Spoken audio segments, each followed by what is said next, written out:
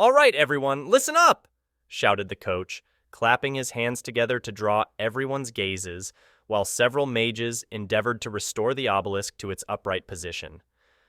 Starting when I finish this speech, those who scored over 2,000 in mana and aura, or possess power greater than 1,000, will have 45 minutes to change into your gym uniforms and prepare for combat.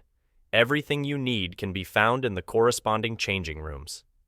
I guess that Feist kid only came to watch, thought Will, standing his ground and looking around with crossed arms as the remaining first years filed off the field and made for the changing rooms. Are you searching for someone? Asked Ahmad. If so, my eyes can be of service. Shaking his head, Will replied, It's nothing important. Let's head out. I'm not worried about making the team, but if we arrive early, we should have priority when choosing an opponent. Then we'll see you back on the field, said Alessandra, causing Medine to frown as she grabbed the latter's hand and guided her in the direction the other female participants were headed. Looking down at Oda, who had been avoiding everyone's gazes since he was asked to leave the stage, Will's expression remained as usual, but he couldn't help wondering why he was the only one who could see through their disguise. What is it? Asked Oda, noticing Will's gaze and frowning. He thought the latter would make fun of him, but instead, Will's expression softened as he asked, Should we give up on entering the Duelist League for now? It kind of feels like bullying to take the positions from our seniors. Surprised by Will's words, Oda blinked in surprise and opened his mouth, but no words came out. Instead, it was Ishil, sporting an awkward smile, who asked, Is it all right if I still try out? If I'm to be promoted to the elite class, I need to earn a considerable number of merits. No worries, replied Will.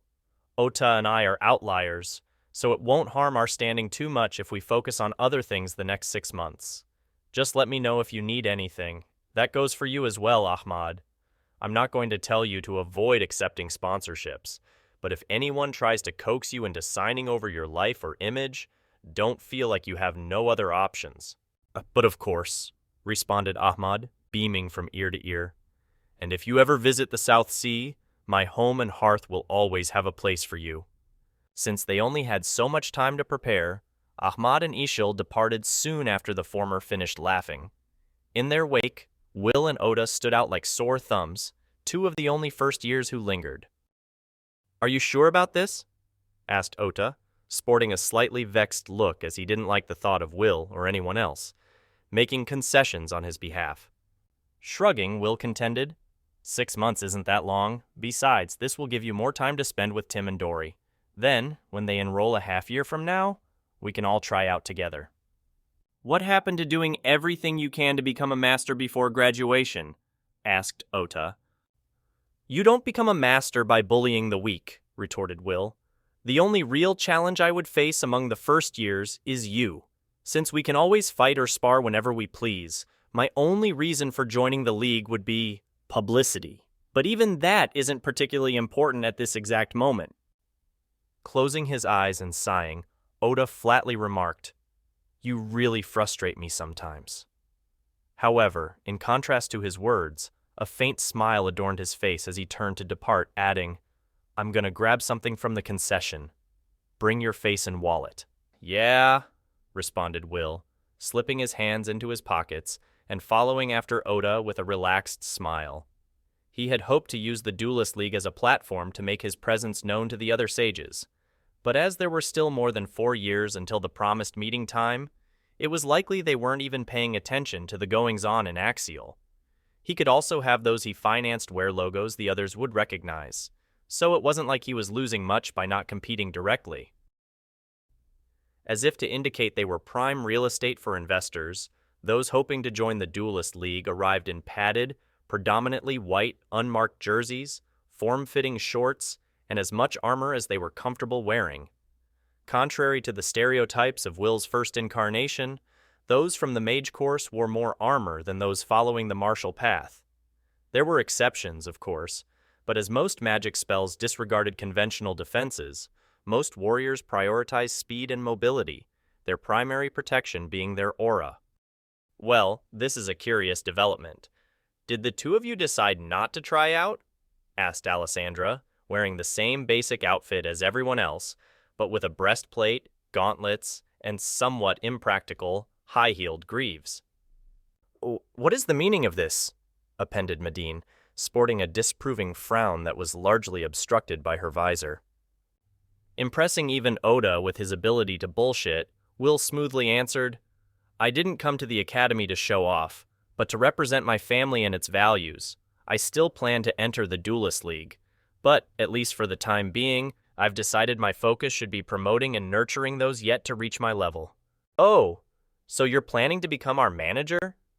asked Alessandra, crossing her arms and shifting her weight onto her left foot, conveying intrigue but also indicating that she was somewhat annoyed. Though it wasn't his original plan, Will responded, "If you'll have me," with a smile. "Well, when you put it that way," mused Alessandra, narrowing her eyes and adopting a smile of her own as she added, "I suppose the only thing that's changed is that we won't have to compete against each other in an actual match. We'll still be training together, right?" "That's right," affirmed Will. "Though depending on how things pan out, we may have several others joining us." "Are you referring to that pretty boy and that hunk of man meat?" asked Alessandra, referencing Ishil and Ahmad. "And anyone else who approaches me with an earnest desire to improve," replied Will, who, at that moment, was even considering sponsoring those in higher years. He would need to be careful not to overstep and threaten his brother's position, but since Lyra was in the same year, that wasn't too big a concern. Wow, I had heard the rumors about the Orthir's magnanimity, but now that I'm seeing it in action, my pride in my own constellation is beginning to wane, joked Alessandra, covering her mouth with her right hand and giggling. Her left held a bow that was nearly as long as she was tall, and as a result of training in archery since she was 6, her shoulder, back, and arm muscles were much more developed than a normal girl her age. "It's not that the Orthirs are magnanimous," remarked Medine, her voice low and serious as she asserted. "The other constellations have lost their way. All most of them care about these days is making money, and using it to influence how people live and think." "People influencing one another is how cultures are formed," contended Will. "I know some say that money is the root of all evil, but even without it, those who seek power and wish to remain in it will utilize any means to achieve their objectives. Money is just an intermediary, and so long as the economy is healthy, it does more good than harm." "Why do you do that?" asked Medine, frowning as she complained. "I get that you're smart, but do you always have to show off by lecturing people at every opportunity? Can't I just vent sometimes?"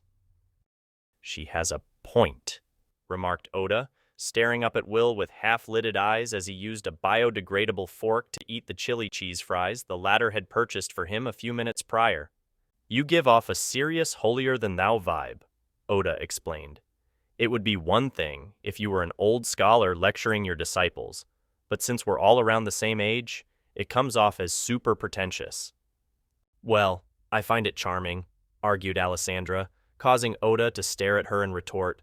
"Will could down a gallon of milk and rip ass until he has a hole in his boxers, and you'd probably compliment the smell." "Oh, does Will's constitution not favor dairy?"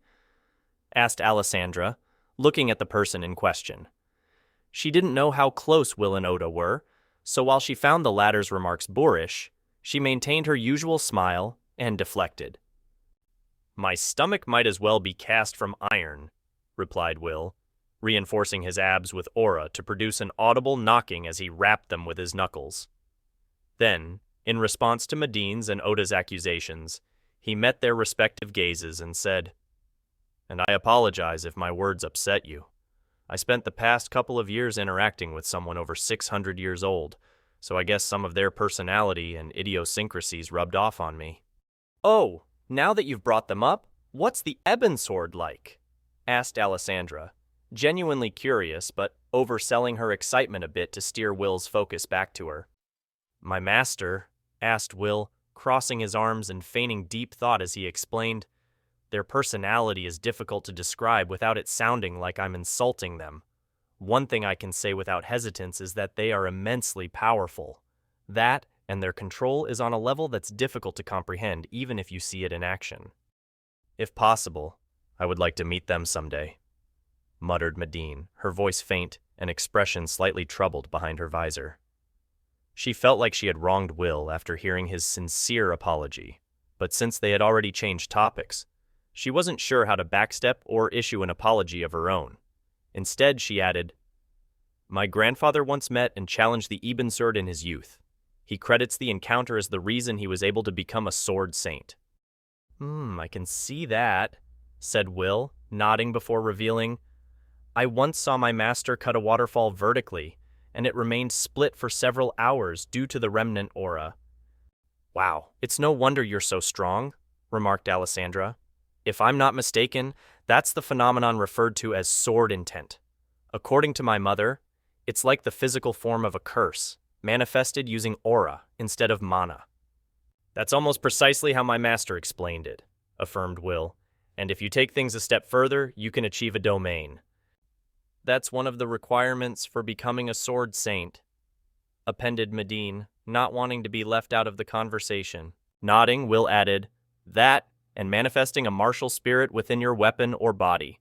But since the process consumes part of your conidal mana and aura, and has a high chance of failure, most masters wait until they're past their prime, or never even try to awaken one."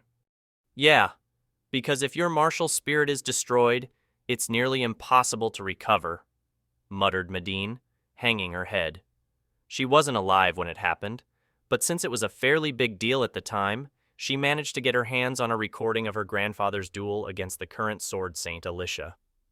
She couldn't see it, but the narration and the sounds of the crowd cheering at her grandfather's expense caused her to harbor a grudge against Alicia, the Duelist League, and the kingdom as a whole. "Nothing is impossible," asserted Will, smiling confidently. Then, feeling he was being a bit of a contrarian, he quickly appended, "You're the best proof of that. After all, even though you're blind, you see more than most people with sight." "Gee, thanks," muttered Medine, rolling her eyes behind her visor. She knew Will was just trying to be nice, but as she had heard people saying similar things throughout her life, she hated people trying to comfort her.